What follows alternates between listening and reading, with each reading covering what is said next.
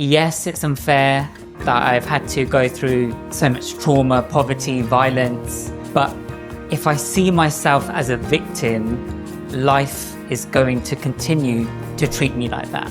Do you sometimes think, enough already, I just need some time off? Or do you see this as your dharma, this is your purpose, and therefore you can't see any end to your evangelizing? Every choice that you have in your life will change because you're now no longer pursuing things to make you feel whole. Instead, you're expressing that wholeness that already exists. Success isn't just where you get to, it's how you get there as well, the impact you have along the way. It strikes me that a lot of what you're doing, Vex, is helping people move beyond some fears that they've generated in their lifetime into a state of sort of love and contentment. I think I've now got a healthier relationship with my work and with this thing that people call purpose. When I looked at the schedule for the Superfood Sanctuary, I looked at this one and I was like, oh my goodness, this guy, he's so handsome and he's so popular. And I'm really excited because his story isn't, it's not like you were born to Lord and Lady, weren't you, in the Cotswolds? And you had a very easzy childhood and everything's been fine. Yeah, that's right, yeah. That's basically, he would be not very good on X Factor. Actually, that's not the reality. The reality is that this is one of the most fascinating stories, and it's evidenced by the popularity of Vex here in the room, IRL, and by the amount of people on the internet who love you. And who have really resonated with the book that you wrote, which is this one here. And it's about something that people find a bit embarrassing to talk about, which is love. Because love can seem a little bit Clinton cards. And Elon Musk said that humanity's biggest weakness is empathy. I don't think that's true. Anyway, so here we are, Vex. So Vex, welcome. Thank you so much for having me. And that lovely introduction as well. Right, okay, so Vex King, everyone, round of applause.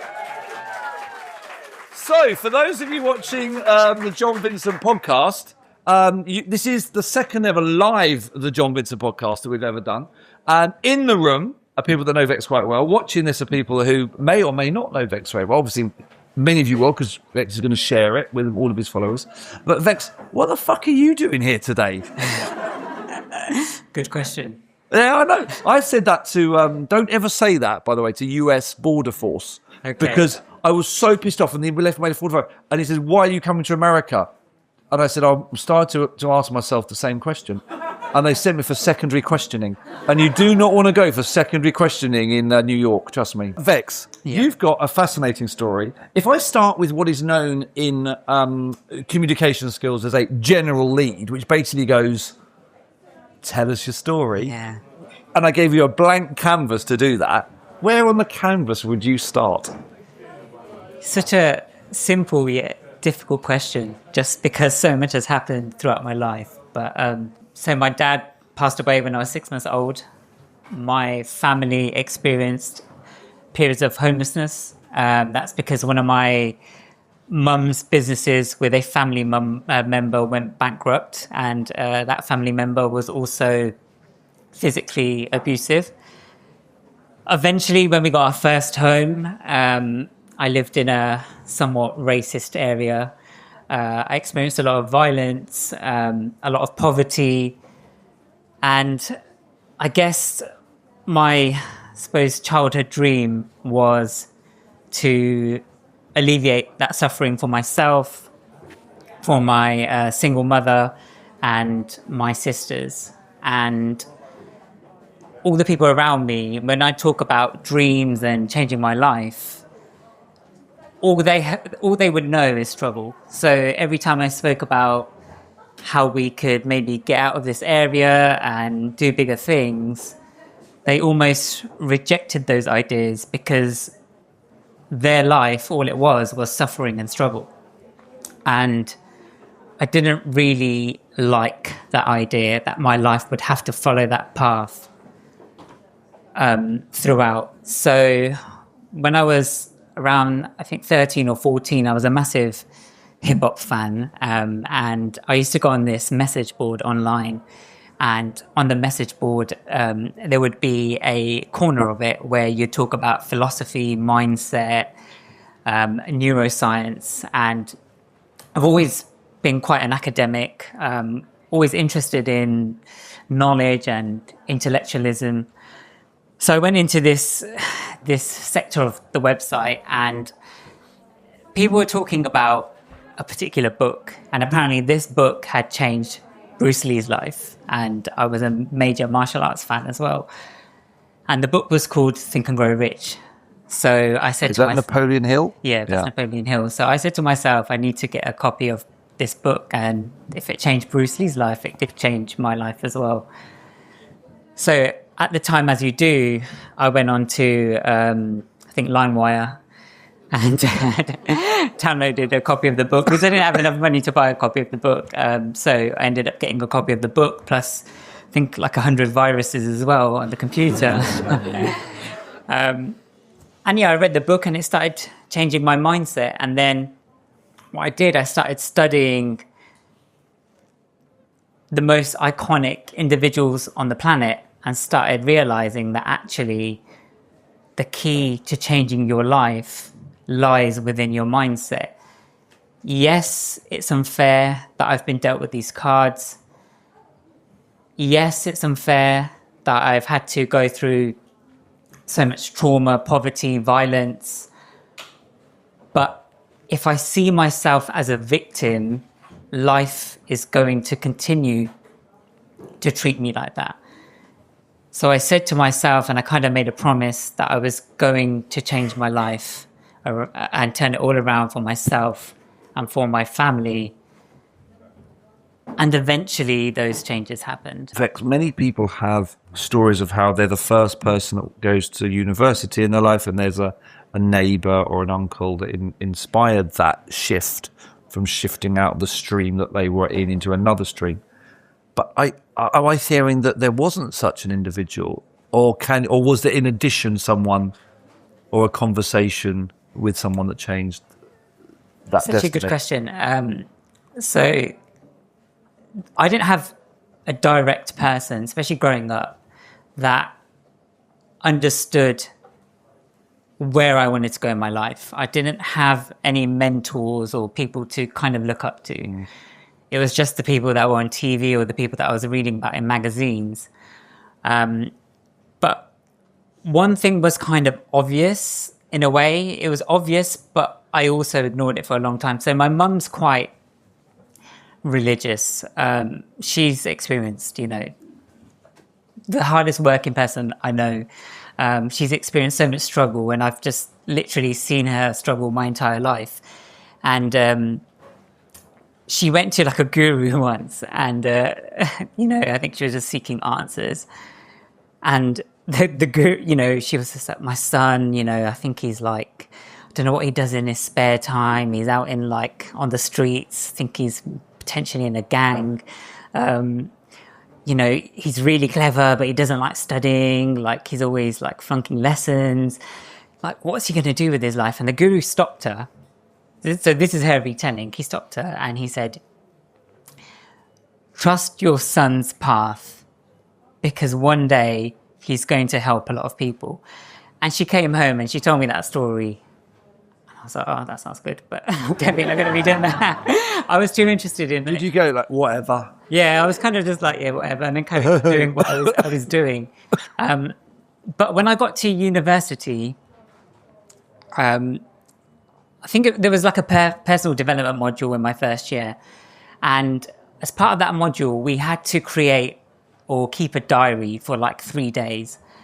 And I used to go out a lot during my uni days, pretty much nearly every single day. And I used to drink alcohol at the time, so I'd go out and I'd party. And this particular piece of work was due and I hadn't done it. So I got home after like a night out, completely plastered, and tried to do this assignment. And it was just keeping a diary. And what I did is I think we just had to reflect on certain things within our life at that time. I wrote it down really quickly, handed it in.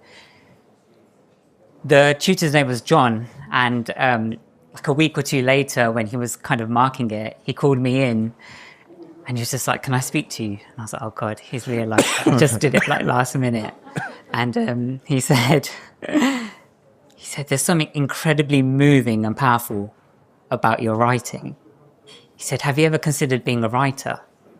And I was just like, well, I've always wanted to write a book. And he was just like, no, an academic writer. I was just like, no. And then I carried on clubbing. So I think there were signs there, especially when it comes to my path. And there were certain people that kind of gave me the push, but there was also my ego and my arrogance and also what I thought I should be doing, which kind of just ignored those signs and just carried on doing what I thought I should be doing. But maybe the sort of neuro-linguistic programming or the programming of that suggestion by your mum. Yeah, Maybe I mean, she could have planted a seed that Yeah. eventually sprouted later. But there is one... So I've mentioned this story at the end of... I don't know if anyone's read, I mean, and I'm sure a few of you have read Good Vibes, Good Life, but a lot of people seem to have missed this story that I talk about at the end of the book. It's under the author's mission. And this is actually the point where I left my corporate job to do what I'm doing now. So I used to be a systems analyst for Network Rail. I used to commute every day to Milton Keynes. And at the end of the day, I'd get down onto the train platform. So say if the platform's like that, I would move to this end of the platform because I know that when the train arrives, that there'd be loads of seats available there. So it's just a normal day. I get down and move to that side of the platform. And, there's a bunch of people there, but for some reason, they all start to like move away from me. So, I thought I stank or something. So like I started sniffing myself and I was just like, no, I'm a fan of fragrances. So can't smell that bad. But it was really weird because it's really surreal. Because then a woman comes along and she's got a scarf over her head and, it's almost like she's just come out of the blue. By the way, this is going to sound very woo-woo and almost unrealistic. But she starts talking to me. So me just being friendly, I entertained the conversation. And she said to me, do you believe in past lives? And I said, I'm born into a Hindu family. So like my mum and my family probably do, but, I don't really think about it too much. Then she tells me this really wonderful story about who she believes I was in my past life. So apparently I was, if I remember correctly, I was this soldier to a king. And I was really faithful. I'd done a lot of good for the country, but apparently I'd killed a lot of people as well, which didn't sound too great. And she said, you've got a purpose in this life. And she said, if you follow your path, you are going to help lots and lots of people. So this story sounding great. And she's obviously like bigging me up saying that I'm going to help all these people. So I'm like, this sounds fantastic. But she said, you really need to tame your anger. And she said, you really need to watch what words come out of your tongue or something like that. And then she was like, it was kind of like a egoic massage because she was like, you're really special, you're close to God, your energy's precious. Sounded great. I didn't believe a word of it, but it just sounded great at the time. And then the train starts approaching the platform. And, I say, I've had a lovely conversation, have an amazing day. And I think she could see that I was skeptical. So she said something like, look, you don't have to believe me, but like any advice is gold or something like that. And then just as I was getting onto the train, she said my name. And that's where I was just like, wait, because I wasn't on like social media. I didn't have a name badge anywhere. Like she was probably in her 70s maybe. She wouldn't have like known of me like through the streets or anything like that. So it was just like, how did she know my name? And I got on the train and I turned around and she was gone. And me as like a fan of mathematics, I was trying to calculate the distance and the pace that she was walking at to work out how long it would have taken her to get around the corner out of my sight. And, the hairs on my arms kind of like stood up, and I was dating my wife at the time. And I texted her and I said, you never guess what happened. And I couldn't stop thinking of that moment.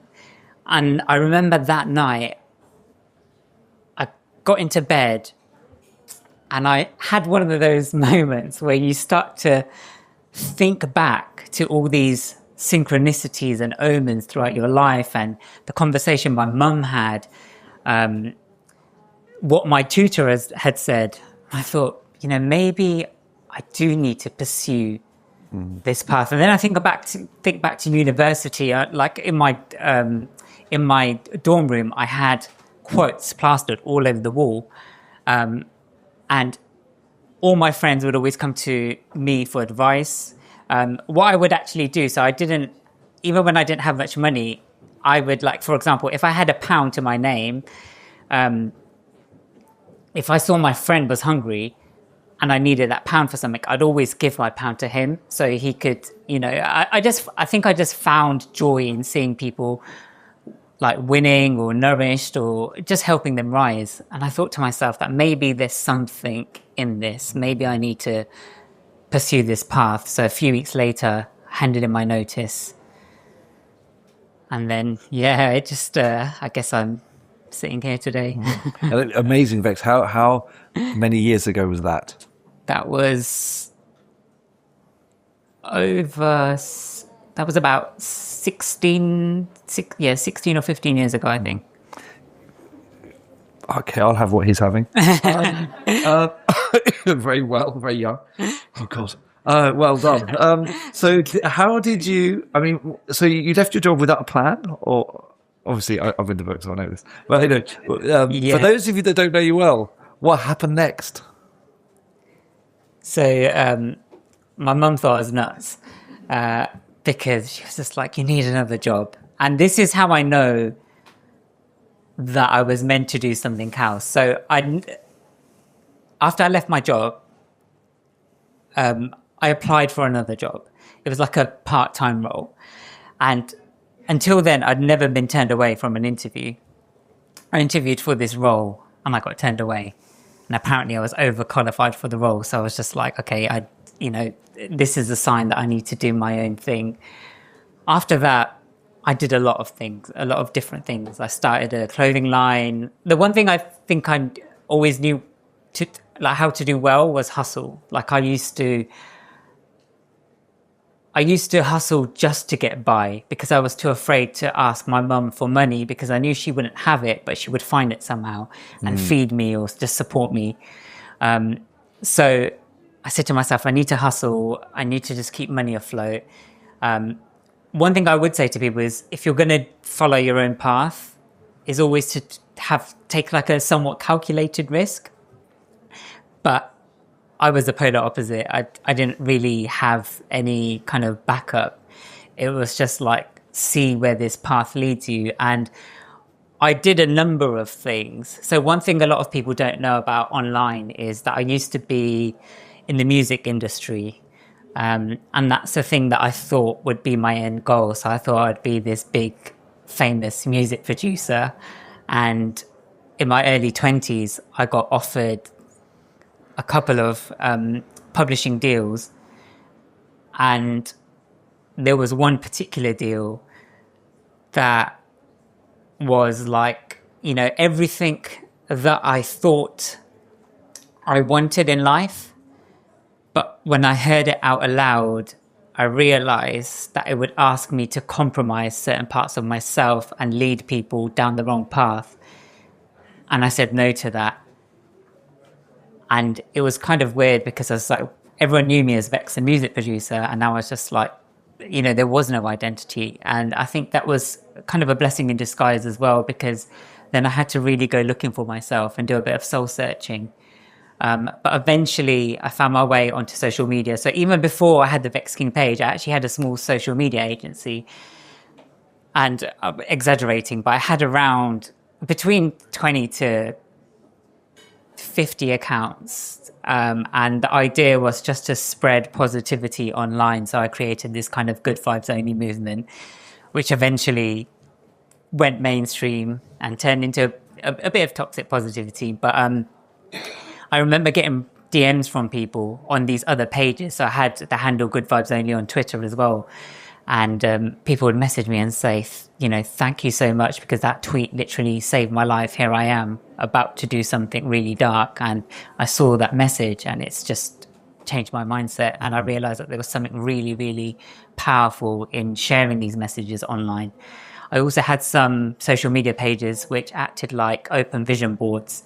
So what I would do is I would post like mansions and like cars and quite materialistic things, because I wanted people to find a place to visualize these goals. And then I realized that I was misleading people, because that's not what contributes to happiness, right?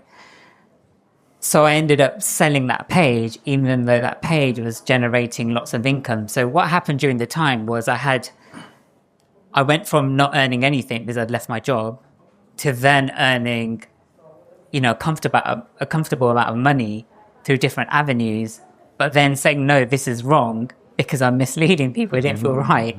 And then selling all of that and then almost restarting again. And, some of my friends were like, what are you doing with your life? Because you've gone from a really comfortable job to no job, to creating different businesses, to then getting rid of all those businesses, to become the next Gandhi. Like, what are you doing with your life?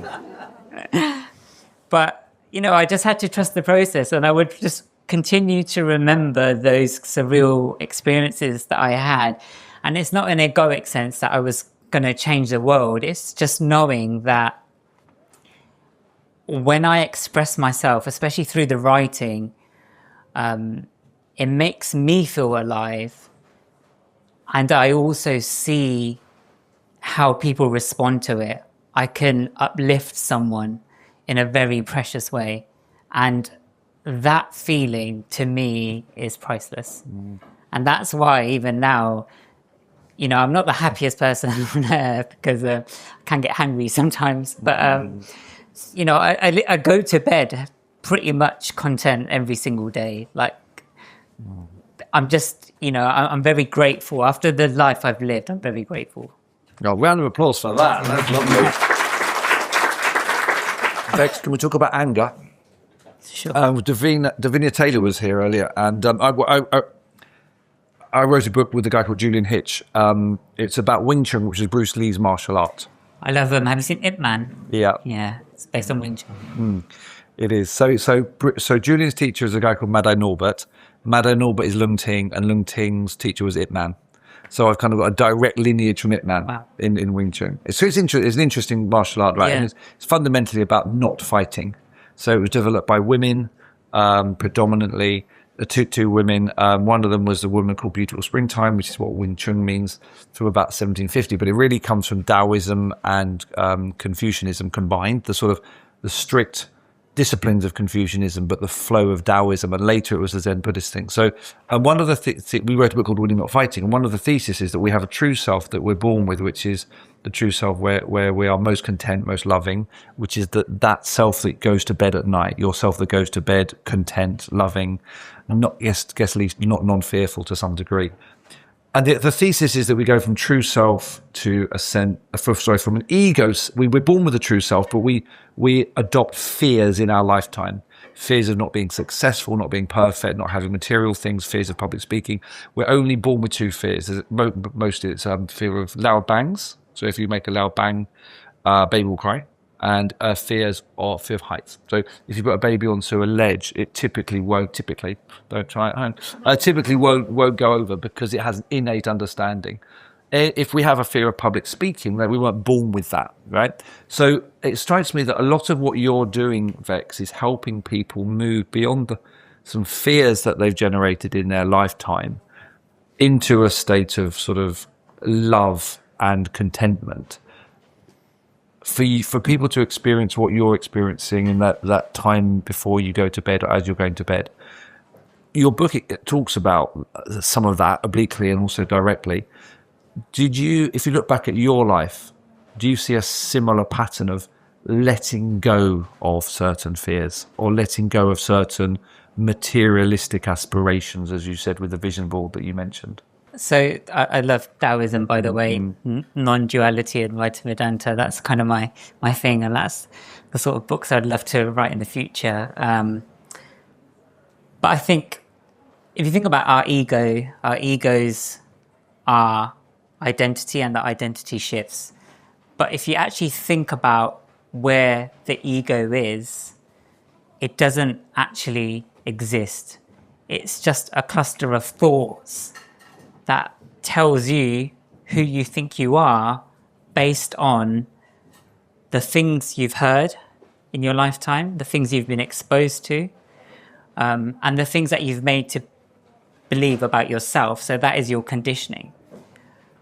But actually, what the ego is on a deeper level, the ego is a resistance to everything that you actually are, which is your inherent nature.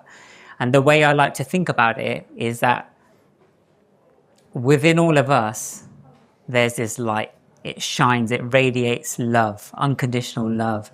It radiates peace, it radiates joy.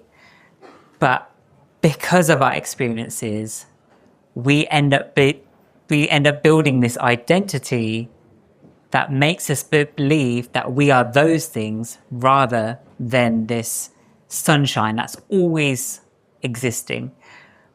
When the sun shines on things, it only illuminates those particular things. So if it shines on holy places, those holy places shine even brighter. Even if it shines on rubbish on the streets, the sunshine isn't affected by those things. It doesn't now become rubbish. It just illuminates everything that it shines on.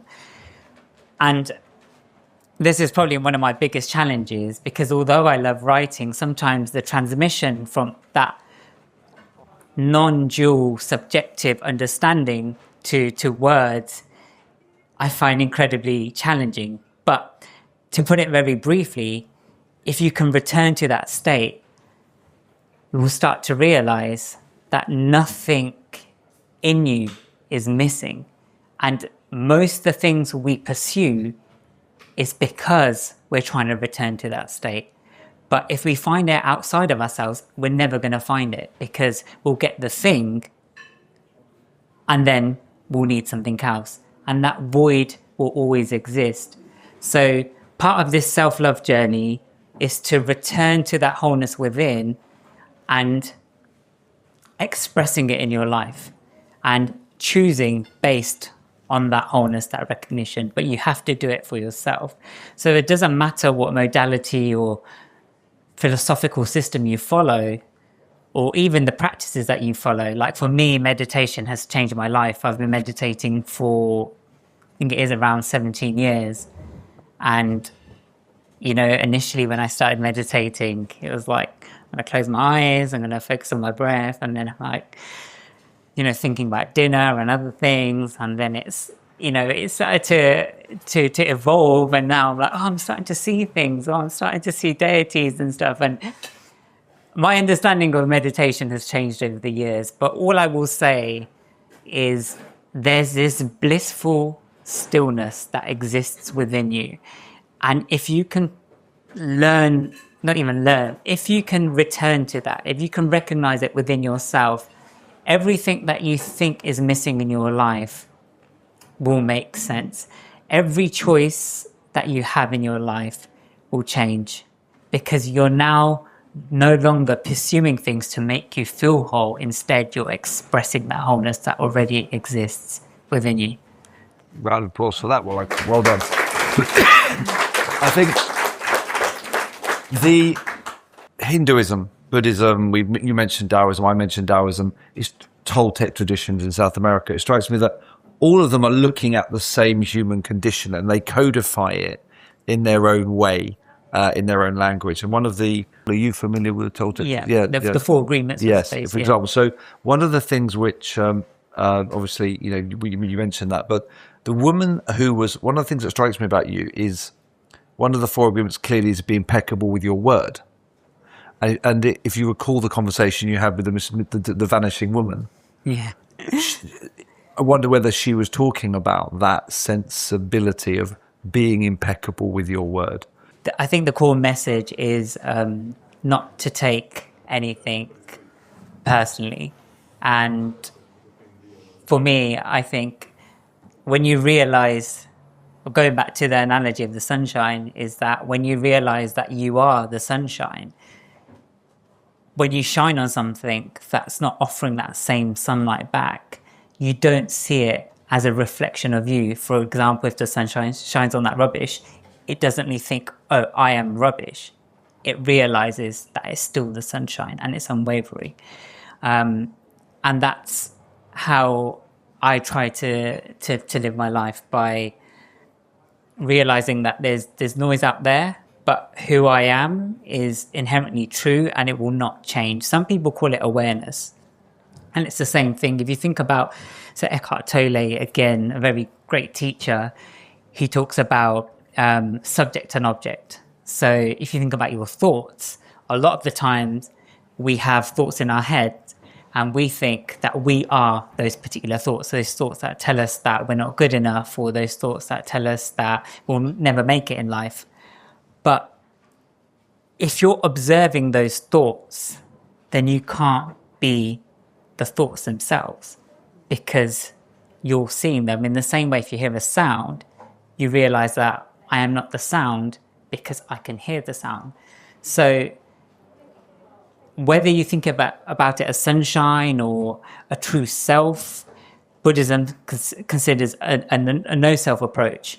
But there's this awareness behind everything that's happening in your life, and an awareness that's even aware of your body, that's always true, that's unchanging. And this is when people say, for example, live your truth, that's what they mean, because the truth is true whether you believe it or not. Mm-hmm. The only thing in our lives that has been unchanged since the break of dawn is that awareness that was aware of all the changes that our body has gone through, our thoughts have gone through, our belief systems have gone through. That is the truth. So if you can touch on that, you will live your truth as a direct expression of that recognition.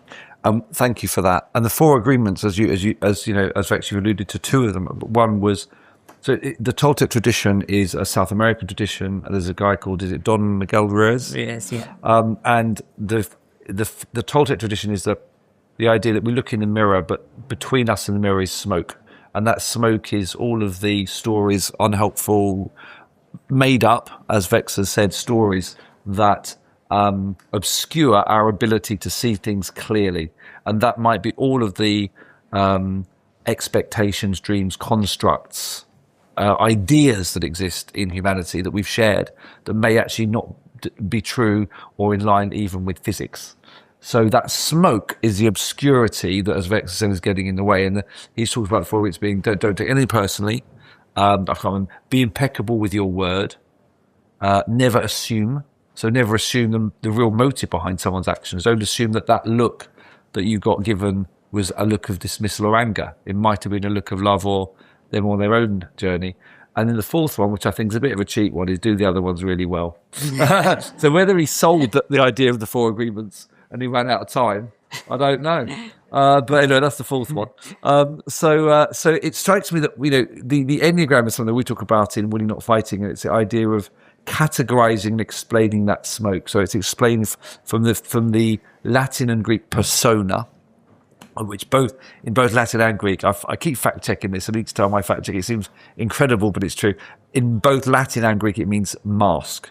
So personality comes from the idea of mask, and that's the mask of that true self, that constant self, loving self, no self, that puts on to interface with the outside world, and that mask is informed by our predominant fears, the predominant smoke. And so the Enneagram, I have to say, is a very great tool. If you're Enneagram 1, your biggest fear is not being perfect.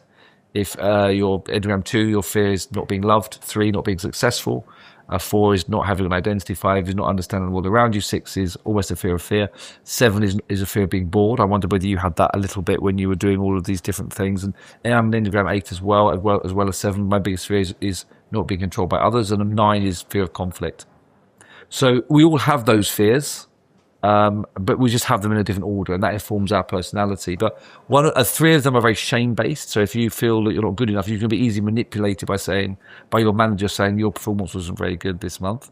So your shame, your biggest Daily Mail headline kind of manipulation would be a shame headline.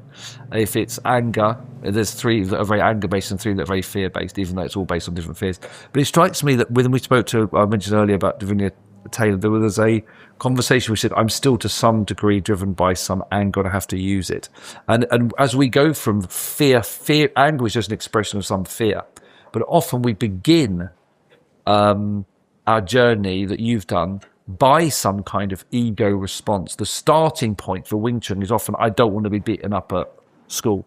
So you get into martial arts, but then you realize it's not about that at all. It stops being about that. If you track your experience with anger, Vex, or with fear, or with shame, and you look at that progression from a young person who was maybe a bit more ego-driven initially, and you look at anger, fear, shame, do you still find yourself needing to find some motivation occasionally from those sources? Or are you truly Gandhi and you've moved beyond all of that? That's a good question. So I don't know if any of you think the same thing, but my mum sometimes looks at me and she's just like, what happened to you? I'm like, what do you mean? Is that a good thing or a bad thing? And she's just like, you're just so different. And that's truly because I think people can't imagine me being angry. And in all honesty, I don't think, like I can't, there are certain things. I am passionate, and sometimes like the line can be blurry. But passion's driven by love, whereas anger is really just a defense against pain. And it's, like you said, it's fear-based. So I'm passionate about creating change. Sometimes I'll hear about things that people have done, maybe to children or animals, and that drives me. But the anger itself, I don't think so, because anger for me has led to a lot of bad decisions in my life. And yeah, it might have helped me when I was getting jumped by people and, I was able to protect myself. It never actually took me anywhere good. So anger itself doesn't really drive me or even motivate me, but passion does. And that comes from love. I'm not saying that anger doesn't come to the surface, because I think if I said that, I'd be lying. There are times, like I said, I do get angry sometimes, and I can see the anger surfacing within myself. But I also have the wisdom of knowing that that anger hasn't taken me to good places. So I'm able to observe it from a distance and then respond accordingly. Thank you for that. When did you start to commercialize this passion and your ability to help others such that it sustained your life so you didn't need to go to your mum for money? What was that process by which you found the balance of enough income, and what was the mechanism for that?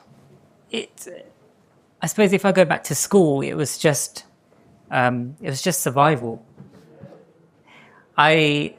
So I've shared this on social media. I don't know if anyone read it, because I tend to share a lot. But I used to get free school meal vouchers, and that was because my mum was a single parent, low income. But when you'd get your meal, you'd have to hand it obviously to the person taking the payment, and I'd always be going to get food with my mates. Some of my mates, I assumed they were wealthy. We didn't really talk about income, but they had all the kind of designer clothes, and because I was too embarrassed of using these vouchers, because I didn't want any of my friends to know I was poor, because unfortunately in school you get judged by it.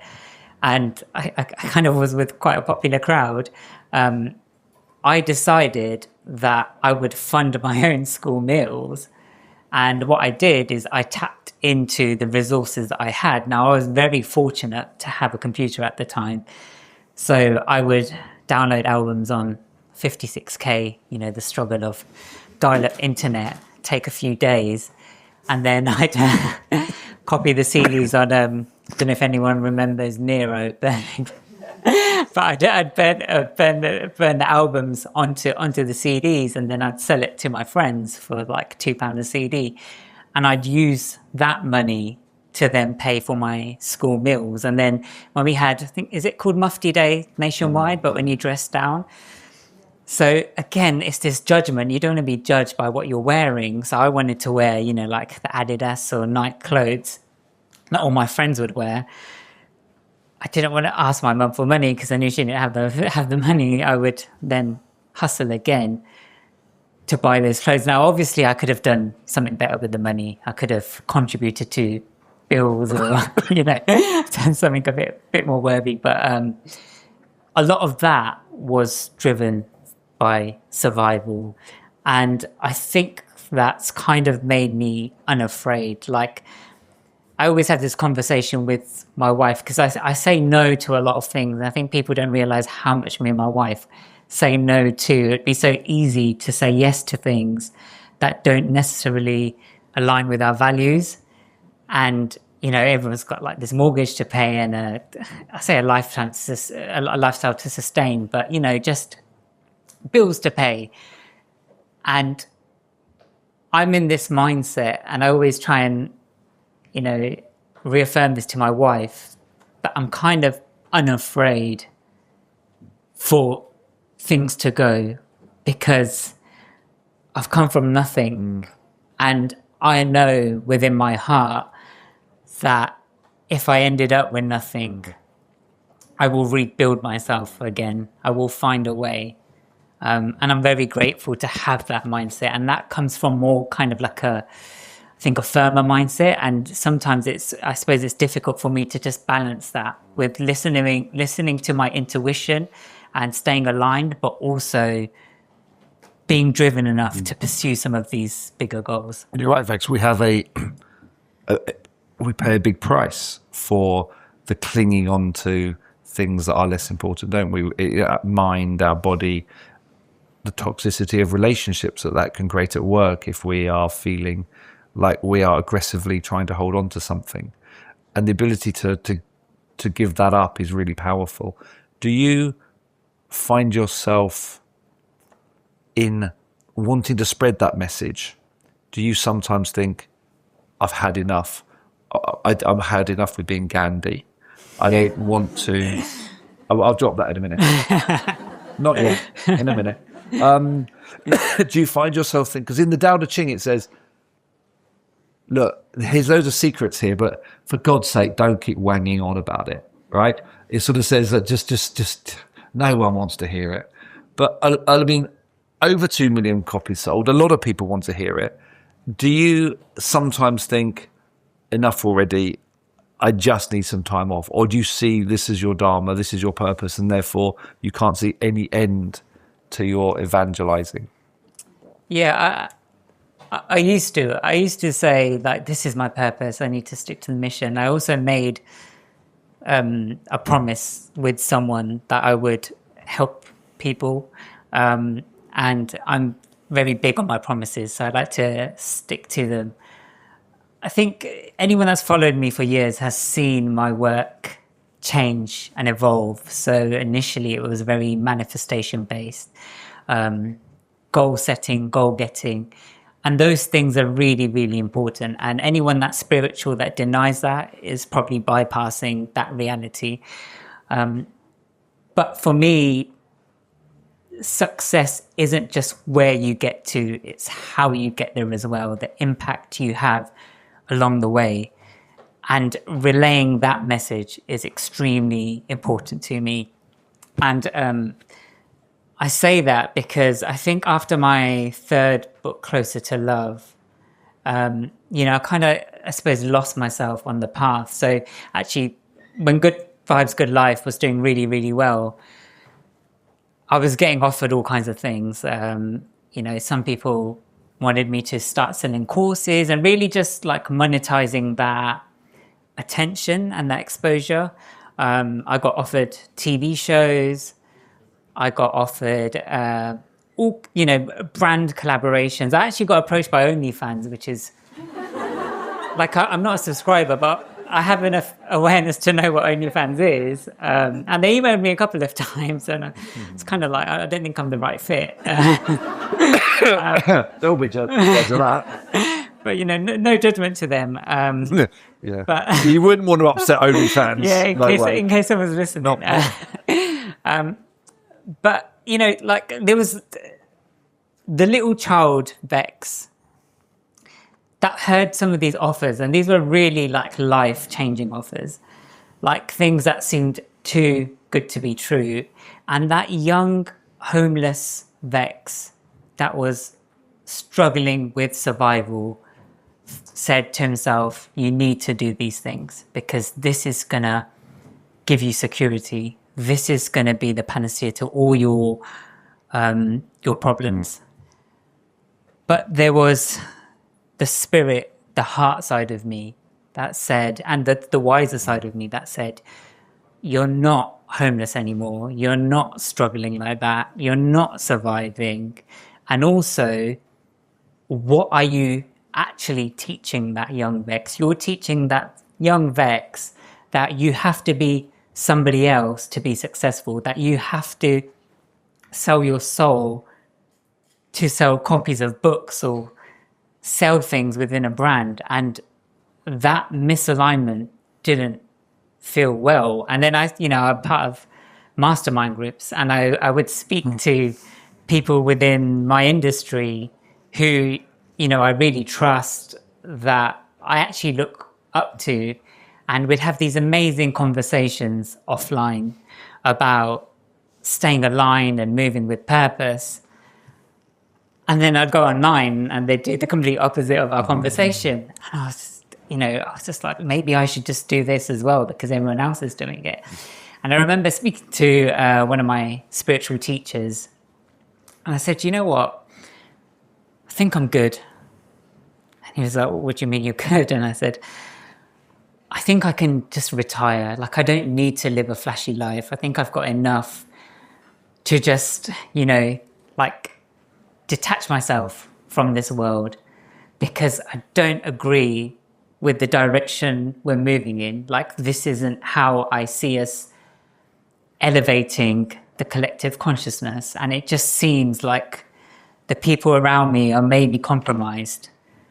And, he's very patient and peaceful, and he listened to me and he said, but you're not like them and you don't need to be like them. And you need to stop comparing yourself to them.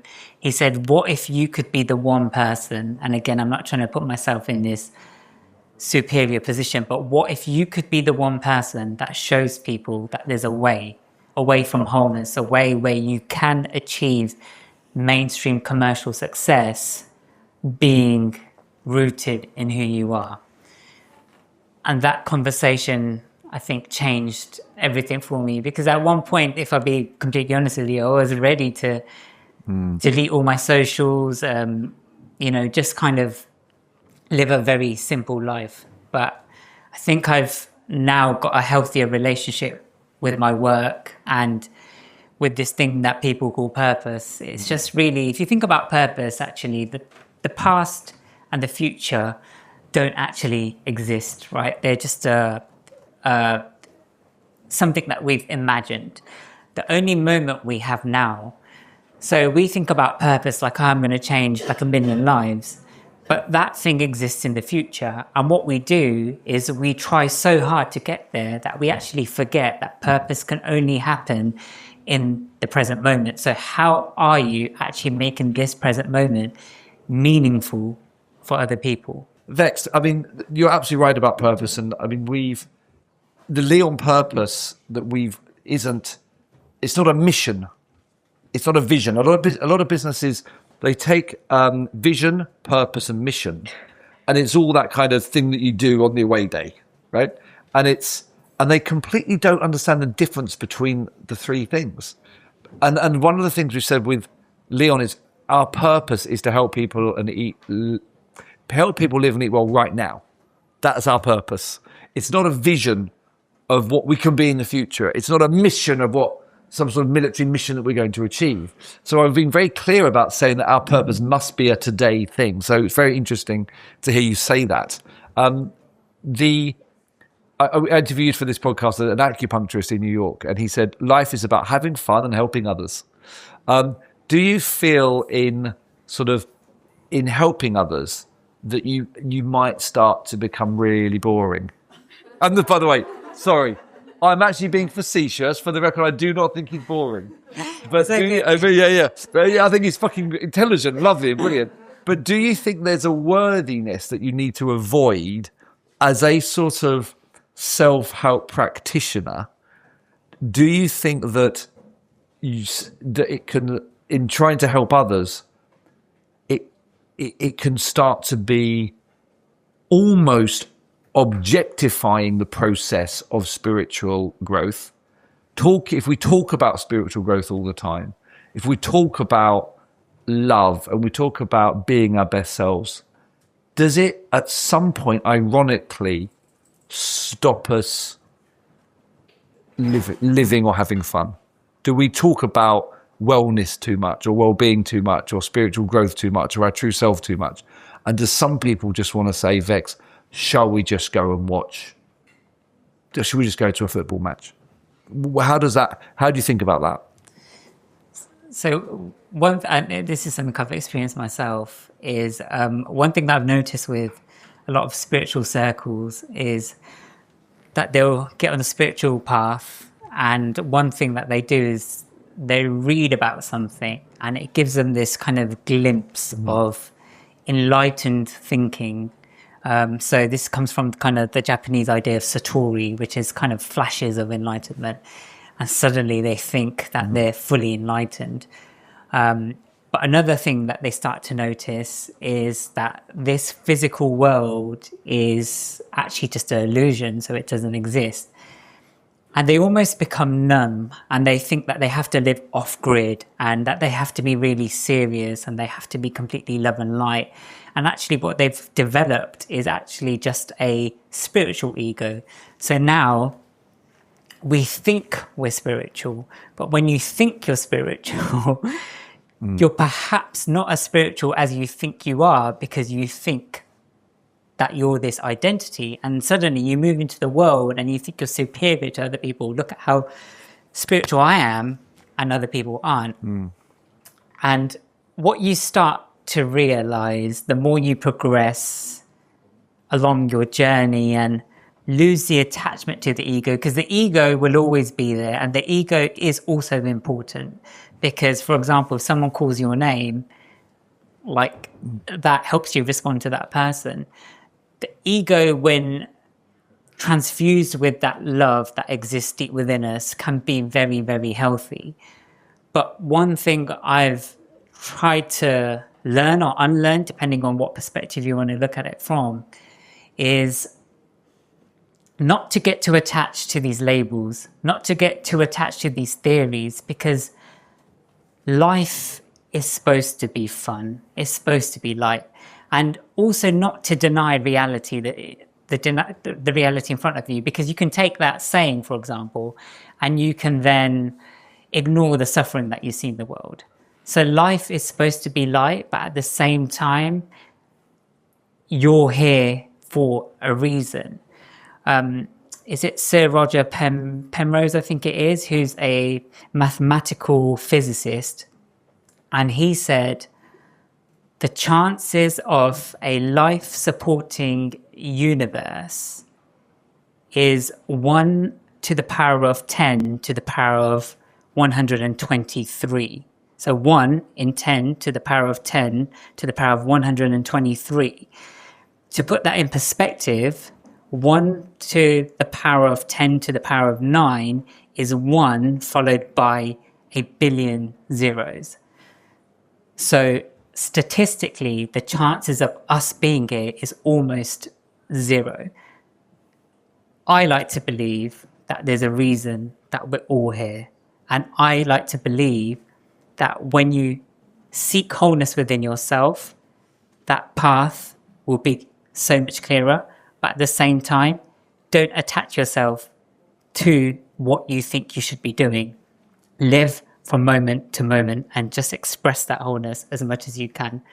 That to me, I think, is really the key to having the balance. Some people who have created an income from themselves in the world of what you might call self-development, spiritual help, the criticism can be, well, we can't all be people who are making money out of telling us to be our true selves. I've still got to be an accountant. I've still got to be a bus driver.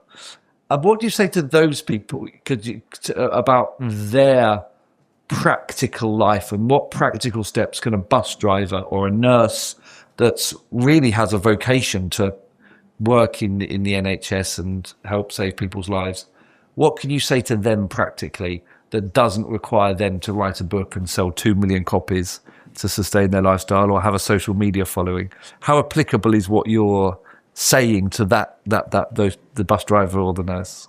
So I'm just going to go back to the self-helpy thing. Because to me, when I do my work, I know, like, I go on TV and I get these headlines that says guru. Yeah. I don't call myself a guru. I get called a spiritual teacher. I don't call myself a spiritual teacher either. All I am is someone that likes to write and express ideas. And a lot of the time I do it for myself because it's cathartic and I get to learn about myself. But I also find so much joy in sharing that. But if I go back to purpose, we have companies now who talk about changing 1 billion lives, and it sounds great. And they focus on this output. But sometimes the practices that get them there are so foul and disingenuous and so harmful that how can it be purposeful to hurt people along the way? I previously said that purpose is found in the present moment, and it doesn't matter what your job is, it doesn't matter what your career path is. Think about every single moment where you can uplift someone, where you can share your light, where you can leave someone feeling better than you found them. Like, it's really that simple. It happens in your daily interactions. So for example, if you're service staff, it's how you interact with customers. Like, did they feel that expression of love in that interaction that took place? If there's no integrity in those moments, then that big vision, it kind of falls flat.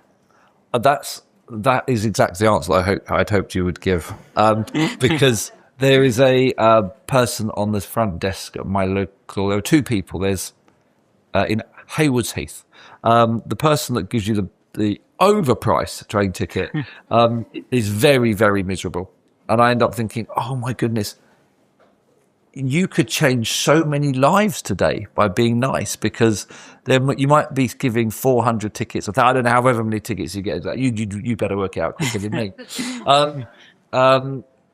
She just vanished. No, she didn't vanish.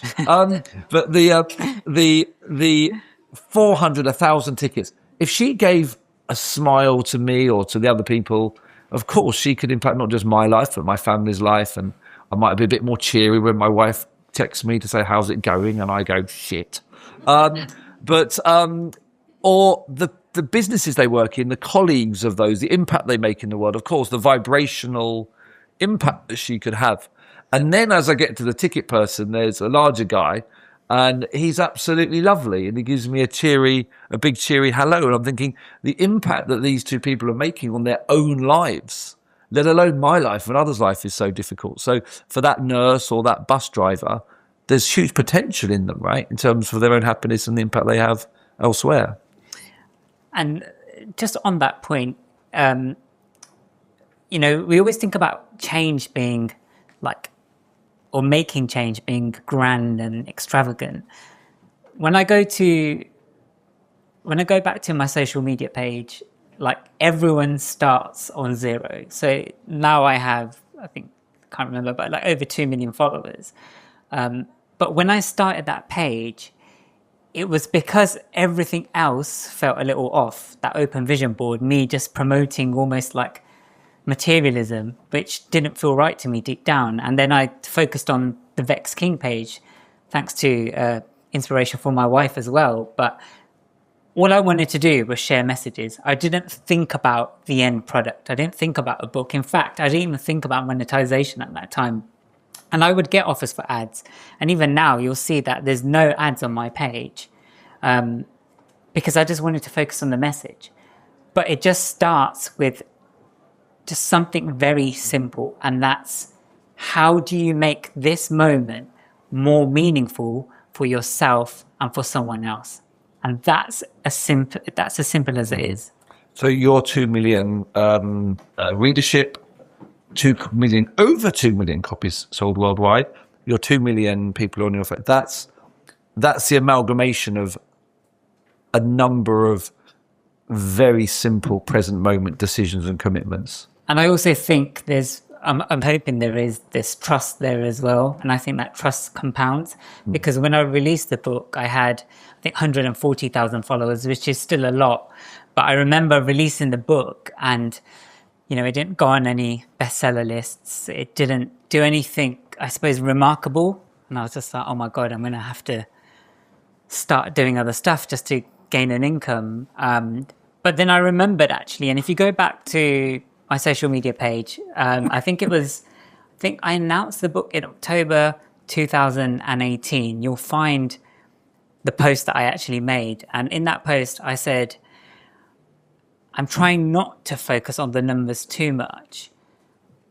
The way I want to think about it is, if I improve one person's life, that is one person that's better off in the world. And I think I lost that after book 2 because changed publisher. I had, you know, a lot of, I suppose, opinions around me. And now I've kind of gone back to that simplicity of it, is not to overthink the process, not try to, you know, break records or anything like that. It's okay to have the vision, but it's just pour yourself into the work and let that love reach people organically. How does one differentiate, serious question, something that excites you from something which excites you at a deep level versus something that might excite you in a dopamine sustaining place? So I think something that truly nurtures you will help you feel uplifted afterwards. Whereas, for example, if someone engages in, say, excessive, physical intimacy, pornography, they will probably feel drained afterwards. So they'll get the high, so they'll get the spike, and then they'll kind of go down to a level where they almost detest their reality. But if it's a healthy dose of dopamine, you'll still feel sustained after it. And you won't want to run away from your reality, because a lot of the times, like pornography or even alcohol, it's just a coping mechanism because you want to escape your current reality. So it's something that excites you, something that is going to uplift you at the same time. Yeah, and a lot of the times it's not this spike. It's like, if you think about true confidence actually isn't loud. It's when someone's so assured that they don't necessarily care what other people think about them. And it's the same with real excitement. It's quite still, it's just as present. So with that real sense of dopamine, you're not going to be like jumping for joy. You might, but you will just feel good internally within yourself. Thank you. Thanks a lot, Vex. Thank you. Yeah. And can we just give John a round of No. Thank you for coming, everybody. Thank you. You guys are so lovely.